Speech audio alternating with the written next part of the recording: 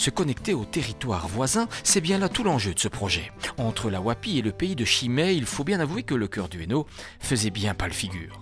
Mais ce ne sera bientôt plus qu'un mauvais souvenir puisque le cofinancement provincial va permettre de relier les localités et les lieux touristiques de Mons-Borinage et du centre. C'est un projet qui nous tient à cœur. C'est aussi un projet qui va avoir des retombées sur l'économie locale, en particulier dans le secteur de l'Horeca.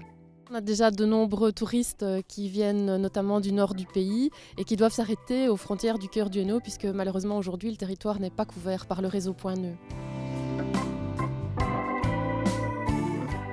Donc un premier repérage a permis de cartographier à peu près 850 km de voies sur le territoire du cœur du Hainaut.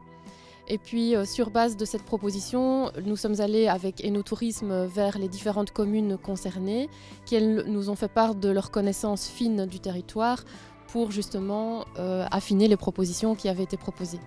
Concrètement, l'enveloppe, elle servira à opérationnaliser le réseau, donc en termes d'infrastructure, et elle permettra notamment d'implanter les différentes balises aux endroits que l'on appelle donc les points nœuds.